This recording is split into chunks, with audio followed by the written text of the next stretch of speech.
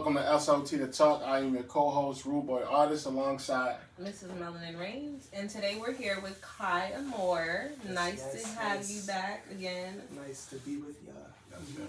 So go ahead and introduce yourself to the people. What up, y'all? It's your boy, the R&B prodigy, Kai Amor, and I'm just here, man. And good energy. It's a lot of good energy in here right now. Yes. Yeah. So my first time seeing you perform, Kai, it was doing a mixer. Because of the weather, it was supposed to be in person at Busboys and Poets out DC, but we did it virtually, right? And that was my first time seeing you perform in general. So what inspired you? And my question is, what inspired you to become a performing artist, particularly an R&B performing artist? Man, I would really mostly say it's like based off my mother, or just like based off of the music that I heard growing up, just how it made me feel, and just so many albums, so many just songs I feel like was the soundtrack to my childhood, just hearing. And I'm not I never sung like a choir, none of that. I never had a vocal coach. I'm self-taught, so that's literally how I learned to sing, just listening to the radio. Wow. Yeah. That's powerful. So how has your journey as an artist been so far? I'm gonna be real. It's not an easy one. I feel like, especially growing up in this generation, it's not as easy as it used to be because there's so many people doing it. So many people singing, and social media is you really gotta stand out to really just be unique. And I feel like I still find my ways to persevere through it because that's just the type of person I am. I grew up street performing, with my siblings. That's how I started off when I was 8 years old. So, ain't nothing to me. Right. So with that journey, being that it's not as easy as you would like it, how do you stay motivated with, continue to perform, continue to put out music? Really just my impact, that I have on people, especially the youth. I feel like I'm an advocate for the youth. I'm an advocate for mental health. I done been through my own journey of it, you feel me? I feel like that's what really allows me to keep pushing through. Every time that I see that somebody tell me just as simple as you made my day, or just something simple as that, it really just drives me, keeps me going. Also, just the feeling that the music gives me, I feel like I'm a music lover. I just love music. I just always have. I just listen to all the greats like the Whitney Houstons, Michael Jackson, and that's what keeps me going. I feel like. Gotcha. That's awesome. So I know that you make amazing music. I've heard you sing covers, but you also write your own songs, correct? Yeah. Is music your only focus, or do you do other things creatively as well? I'm not a drug. I'm a songwriter. There's a lot of things that I feel like I don't close myself into. I don't even, when people ask me what do you love to do, or what's the genre of music that you do, I feel like I don't box myself in as being just an R&B artist. I write pop songs, I could write gospel songs, I could write whatever. It's just really, and that's how I write. I don't write a song and be like, this is going to be an R&B song. I just whatever comes to me, it comes to me from God. That's what I feel like. So, I heard you say you was a youth advocate, right? So what is your message? And it could be a message that you convey through your music or while you're writing or just in general. What is the message that you want youth who are inspiring to be any kind of artist or performing artist? What's your message to them? I would say to anybody out there, you destined to become who you believe to be. That's something that I always, believed in myself. That's something as a 16-year-old kid, I wrote on my mirror. Growing up, I'm always been big on affirmations and just manifestation. I've manifested a lot of the situations that I've been in, just even down to me signing the contract and everything. But it also comes with the work. I would say that also yes, manifestation is good, but you gotta put those feet forward. You gotta make those steps, and that's the only way that you're gonna really get what you want. It's hard work. Even this music, this is hard work. It's not easy. It's going in the studio singing, and you gotta keep going take after take. It's a lot. And I know every single kid is not gonna want to do music, but that applies to every single aspect of life. I feel like. Right. I heard you touch on mental health. So I want to ask you, as a young man, not just as an artist, but just in general, what are some of the challenges that you have had, maybe mentally or emotionally? You don't have to be, super explicit, but as a young man navigating life, what are some things you're noticing or you've been through and you don't mind sharing? Man, I've been through a lot. I've been through a journey of just like, I feel like as a young black man, first off, just finding like self-love within myself and just trying to, you know, gain my confidence, you feel me? Because I feel like a lot of black, you know, young black men, of course, I know, I really hate to, you know, keep saying this, but yeah, we don't really have like good figures as fathers, you know, a lot of times. So me growing up and me finding my way, like just growing up in Baltimore, I had to really, you know, learn a few things myself, you know, and, you know, along the way, that is a good thing because a lot of people, you know, we got to go through the process of things and a lot of our journeys aren't the same. So I just found my way and, yeah, I would just really say, just stick with your heart, you feel me? Stick with what you believe within yourself. Yeah. Powerful. You say you started off doing street performance, right? Can you remember or recall a time, well, can you remember the song or any kind of performance that you did during a street? Like, what was your first performance during a street performance? Let me say it like that. I don't know the exact song, but I know back then I was like really big on like Michael Jackson and like the Jackson 5, and I was out there singing with I want to say 3 of my siblings at the time, and we would sing like, you know, I'll Be There, you know, a lot of like Mariah Carey. My sisters had me out there singing some female songs. You know, I had to improvise with the lyrics a little bit, make them my own.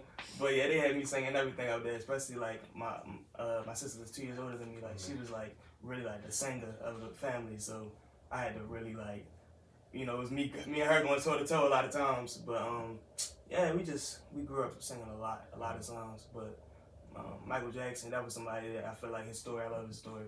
And like, you know, something that I could relate to as an artist, just somebody that really had like genuine love for music. What are some of the things that you see for yourself?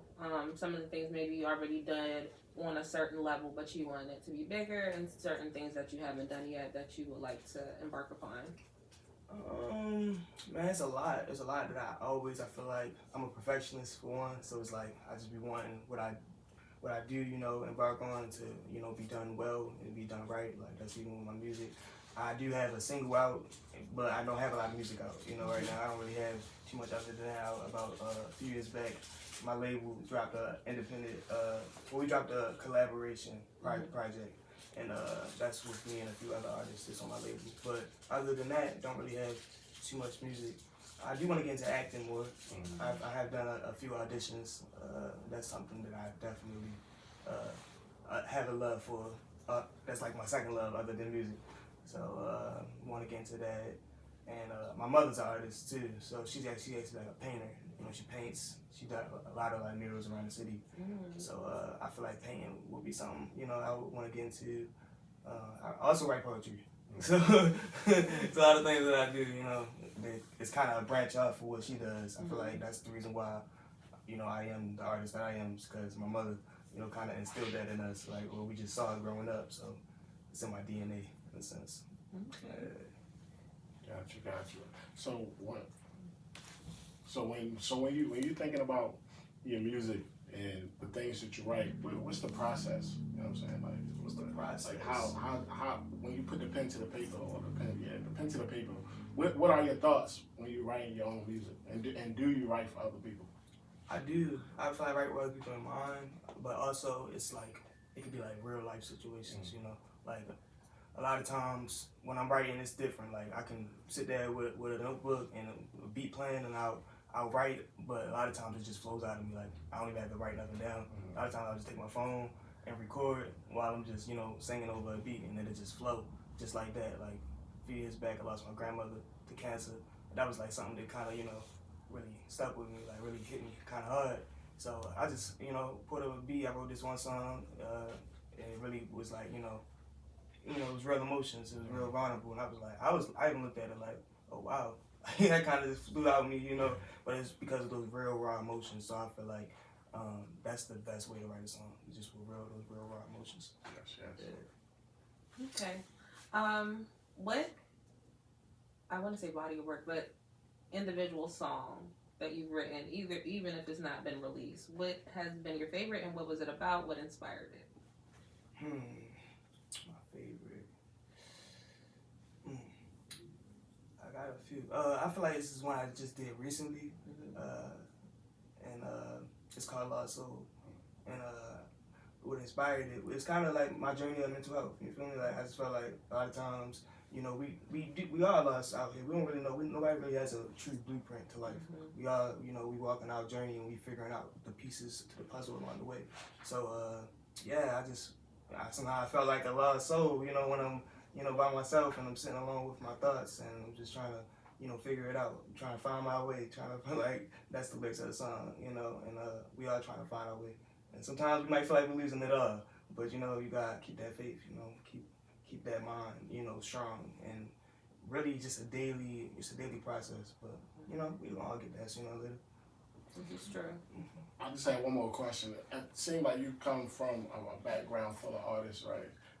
What ways do your family inspire you to just keep pushing in whatever art form you have, like as far as the performance or even down to wanting to do some acting? Like, what ways do they encourage you or inspire you to just go ahead and dive into that?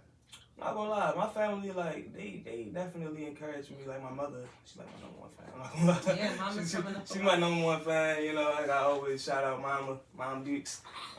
Yeah, she like my number one fan, man. She's definitely, like, just poured into me. I feel like that's very important, you know, for young people, for, you know, the people around them, the people that they feel like is their family or their friends, just to pour into them. Because that's gonna really, like, you know, it's gonna really bloom, like that flower's gonna, you know, bloom really beautiful, like, you know. And I feel like I do believe, like, you know, a lot of us come from, you know, a lot of poverty, a lot of, you know, bad situations, but I do believe that, you know, I'm not a product of my environment. I feel like no one should be a product of their environment.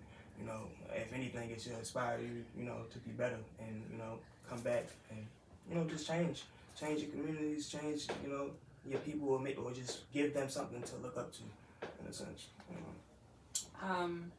I want to ask you, what advice would you give to maybe like a 10-year-old you? And as you finish that up, you can let us know where to find you, what all you got coming out, things like that. Okay.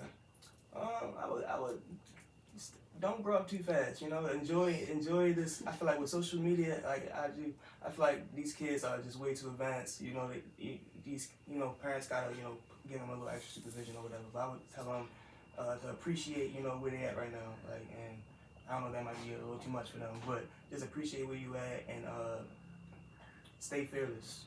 That's what I would say. Stay fearless. Yeah. Where can we find you? Y'all can all follow me at I am Kai Amor on all social media platforms. That is spelled IAMKAI_Amor. You can also follow me or subscribe to my YouTube channel at Kai Amor. That's spelled KAIAMOR. And yeah, that's about it. Again, I am your host. Just want to thank y'all guys for tuning in with our episode series with Kai Amor. Again, I'm your co-host, RudeBoyArtist, alongside MrsMelaninReigns, and I know Kai is going to drop something on us, so make sure you guys stay tuned. You can meet and find us on all platforms at Speak Life Tour, and as always, thank you for tuning in. Thank y'all for having me. I appreciate